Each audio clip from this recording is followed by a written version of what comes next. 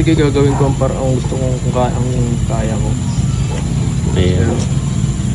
Hindi man ako, kahit ganito naman tayo ay sisili din naman tayo tumulong. Tumulong. Kahit sapat lang yung kakayanan.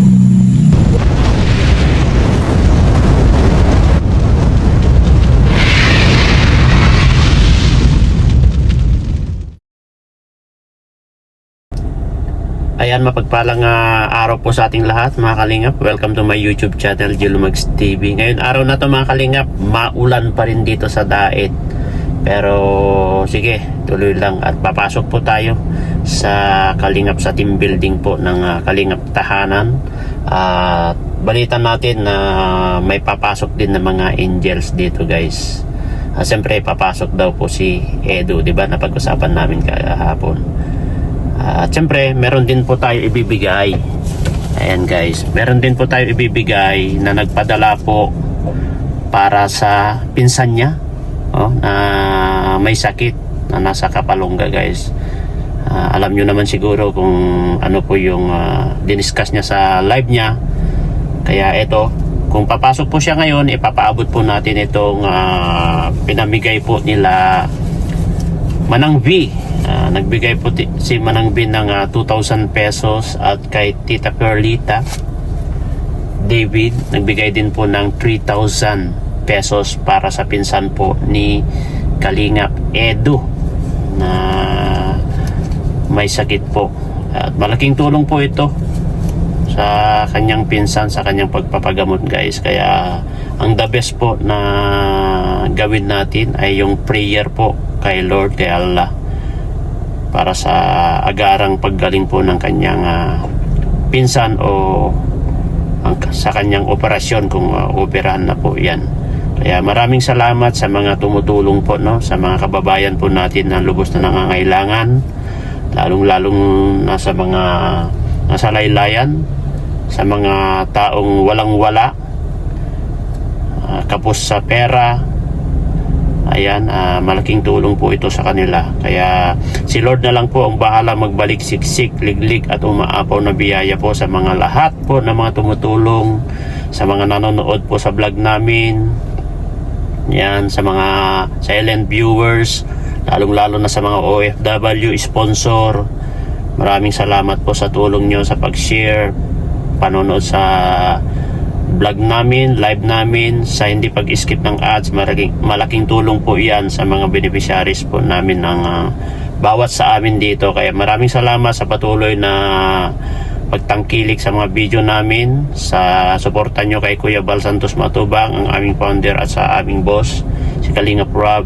At ayan, at maraming salamat. At ito po, maulan pa rin dito guys, ang lakas ng ulan, kaya hinihintay po natin si Kalingap Edu napapasok at iabot din po natin tong pera guys. Kaya maraming salamat.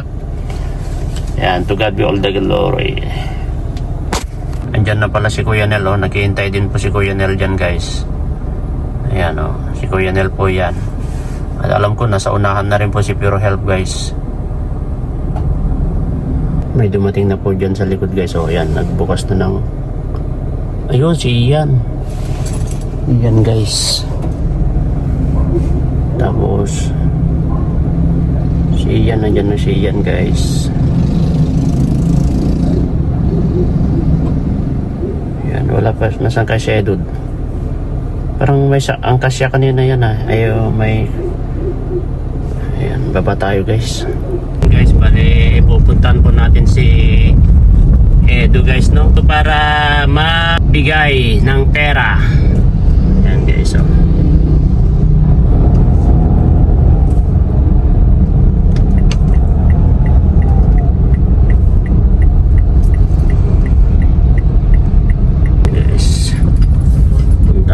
si Edu dito guys, sa nandyan sa bahay nila, para may bigay na po natin yung pera guys. Pera po ni Edu guys. Sino ito?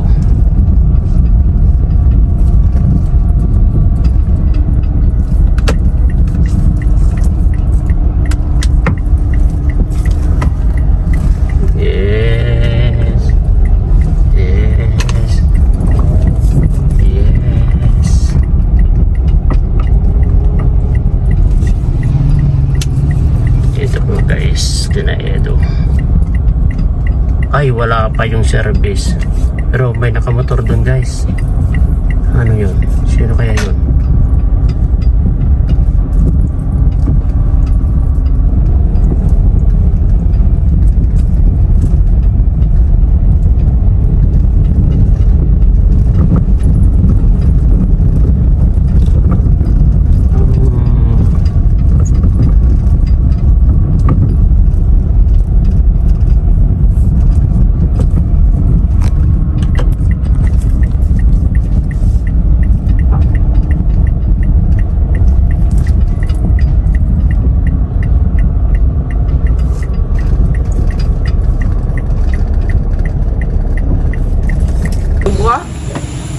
Ano? Kahit may ibibigay ako sa'yo. Na bigay tulong daw sa ako. Tulong sa pinsan mo. Ito, 5,000 yun. Ay, grabe, salamat po. Si JJ, hinahanap ka rin kanina. Nag-mission muna kami kasi. Sa tahanan kami ay. Nag-mission kami. Marami kayo doon? Dami bro. Dami. Pasensya na kasi nag-mission muna ako. Ito, Wala na akong reserva eh. 5,000 ito. Thank you po. Kay ilan ng pinanggalingan. Dalawa ito ay. Pinanggalingan ito. Madaan kuya. Ay. Wait lang. Kasi naman yan. Doon tayo. Yan tayo. Sa gilid. Ayan o. Guys. At least makakatulong ito sa kasya naman. Kakatulong naman. Itong 2,000. Tingnan nyo naman yung pag ganyan hawak ko guys kasi kinuha ko. Ayan. Yung 2,000 kay Tita Manang V na lang. Kay Manang V. Salamat po Manang V. Ayan. Tapos ito naman 3,000 kay Tita Perlita. Kilala mo naman si Tita Perlita, no? Perlita David. Si Tita Salamat Perlita po. David. Salamat po. Para tulong daw sa pinsan mo. Baka 2 weeks pa muna mahintayin namin kasi masyado mahina pa yung kondisyon na eh. At least nakakaipon ka. Sana meron pa pong magbigay guys sa mga gustong tumulong po. Sipok na kasi yung ano yun, yung kalagayan. Parang infected na masyado yung kanang lungs. Kailangan niya talaga maoperahan Mas na yun. malala pa dun sa nanay ni Grace. Ay grabe. Dapat kailangan na niyang maoperahan yun bro. Kaya, kaso lang ang problema, medyo parang natakot magpa-operate, parang hindi niya alam kung anong mangyayari. Ang kanyan, dapat pag-uusapan niyo yung mga Kaya- pinsan niyo kung sino yung pwede magbantay. Decidido talaga kasi mahirap din kasi pilitin kung ano ay, Oo. kung kaya pa ng katawan. Kasi yun na, mahina na din ang Kasi yung bata, tinatagal pa rin kasi ayun ang problema eh. bata pa siya, baka pwede pa naman na masolusyonan. Kaya sana nga lumakas pa ng konti para pwede pang operahan. Oo. Saka si JJ, hinahanap ka rin si JJ. Alam ko medyo kayo na eh. Gigi nga lang ang pinakaano ko natasabihan kung paano gagawin na eh. Oo. Kasi, Si nurse yan eh. At least nakaka-advise naman sa'yo si JJ. binigyan ko muna siya ng palugit para kung sakaling maano na kami. Pagpalakas siya, no? Palakas muna kasi Sino nag-aalaga sa kanya ngayon, Eds? halos wala eh. Wala, dapat paano siya makapagpapalakas Nandun siya yung mo? kalalola niya kaso nasa kalola. Kaso wala naman talagang mag-aalaga. Medyo rin ang eh. Mahirap din ang sitwasyon. Wala namang mga pamilya na. Walang kapatid, walang magulang. Kaya wala talaga. Siyempre may mga kanya-kanya namang pamilya mo. Gagagay. At least nag-uusap-usap naman kayo ng mga family Kaya regarding sa kanya. hindi masyado. Alam ko, Ako na nga lang nagbo-volunteer eh. nakikita naman namin na ikaw na lang ang nagbo-volunteer sa kanya. At least malaking tulong sa kanya yan. Dapat ikaw na lang. Kasi ikaw kasi alam nila na makatulong sa kanya. Kaya ikaw na lang ang Marahan na magpursige dyan. Kasi pinsan mo naman yun, di ba? Kung sakaling gumaling ako, dapat pag-ayusin niya ang buhay niya. Oo.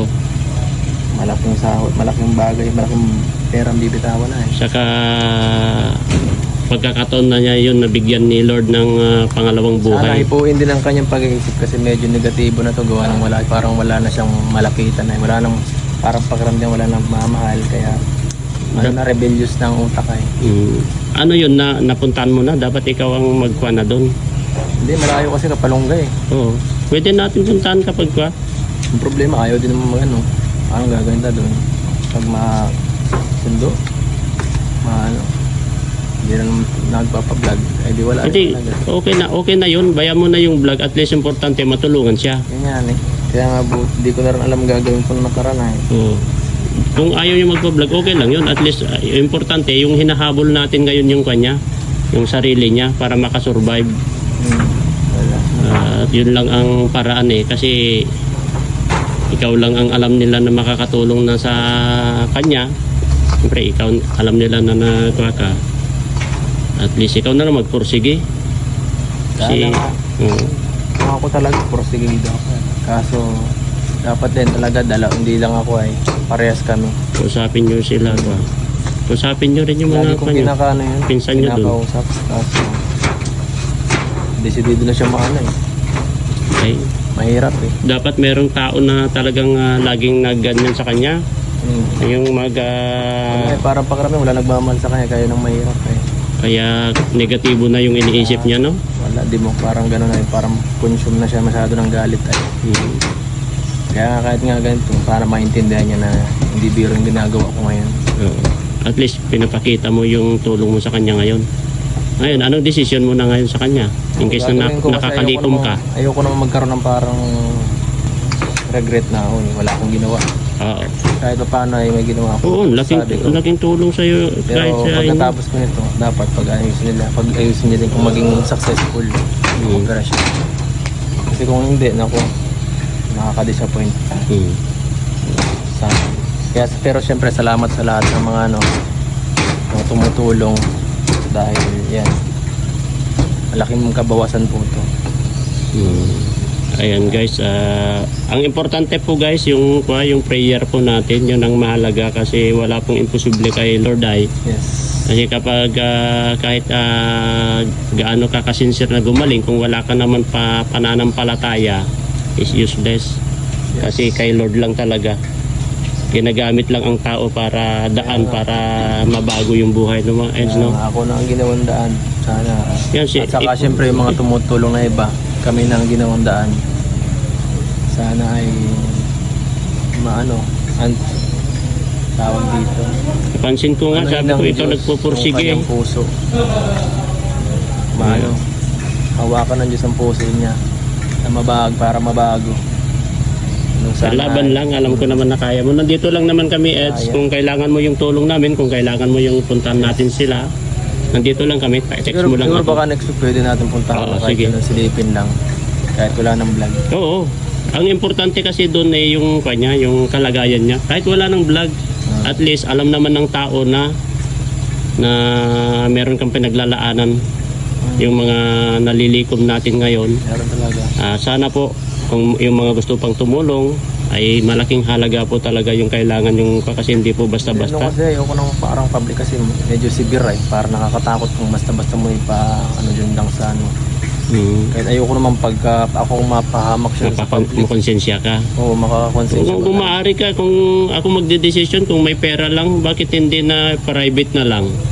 Kasi alam naman natin, hindi naman maganda minsan papamalakad sa kasi kahit ako kita ko yung mga pasyente doon na kung saan lang nakatiwangwang.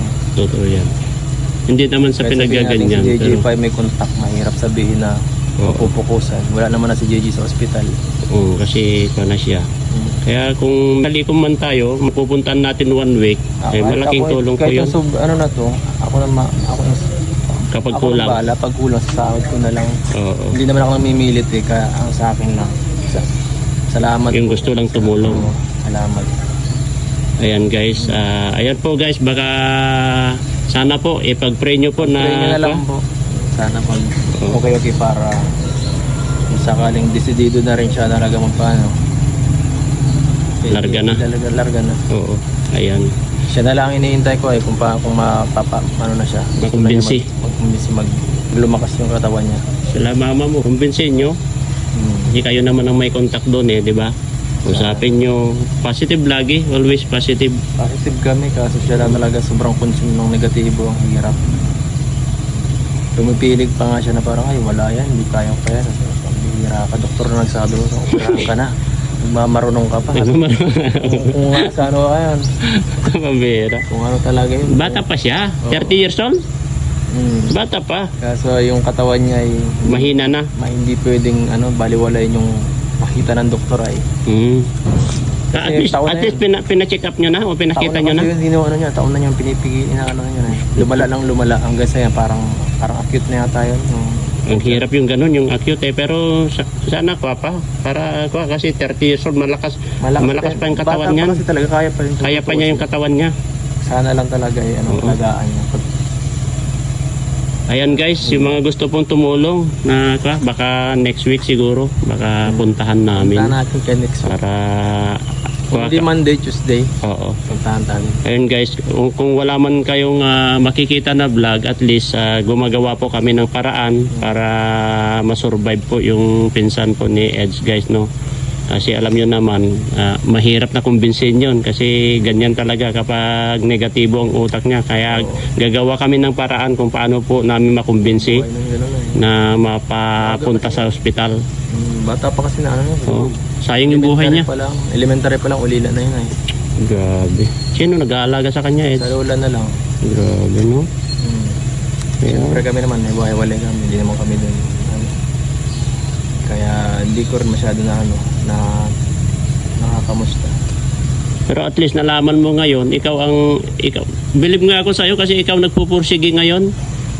Kasi Na tumulong din ka. ako ng mga kamag-anak ko doon. Edo, kung pwede lang, tulungan mo. Kasi wala na kaming mahingi ng Ng tulong. Sige, gagawin ko ang gusto kong ang kaya ko. Ayan. Hindi man ako, kahit ganito naman tayo ay sisili din naman tayo tumulong. Tumulong mo. Kahit sapat lang yung kakayanan. Anong masasabi mo sa mga nagpe-prayer ngayon, Eds? Siyempre, walang sobrang daming pasalamat po ang sasabi ko lang sa inyo. Sobrang thankful ako sa inyong lahat dahil pinapatatag niyo po ang siyempre kahit ako para sa akin sobrang dami ko nang isipin, additional pa to, isa pa to sa mahirap. At sana ay hindi po kayo masasawa na isama ako sa panalangin nyo, lalo na ngayon po ang daming problema ngayon sa wala man sa pamilya ko, sa iba naman tapos syempre yung mga beneficiary ko hindi man din basa, may mga iba pa ako na problema doon, so additional na sobrang ang pagod Ramdam namin yung pagod mo ay. Saka lungkot mo kasi kita namin sa paglalay mo, sabi ko malungkot. Kaya sana po guys, ayun nga po yung hiling po ni Kalinga Edo na sana prayer nyo lang po. Malaking bagay na po yon yung prayer natin. Sama-sama po tayo mag-prayer para sa kanyang pinsan, at kung yung mga gusto man po tumulong, hindi naman po namin kayo pinipilit.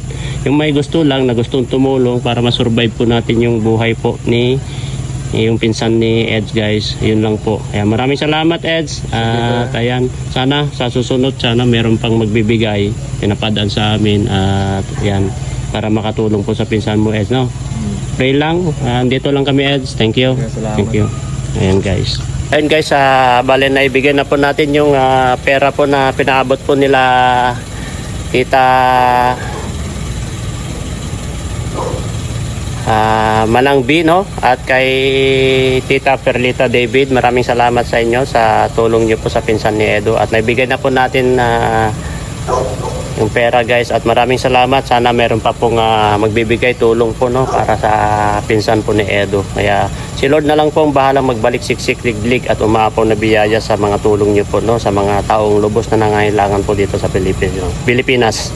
And maraming salamat, and to God be all the glory. Allah bless you po. Bye bye.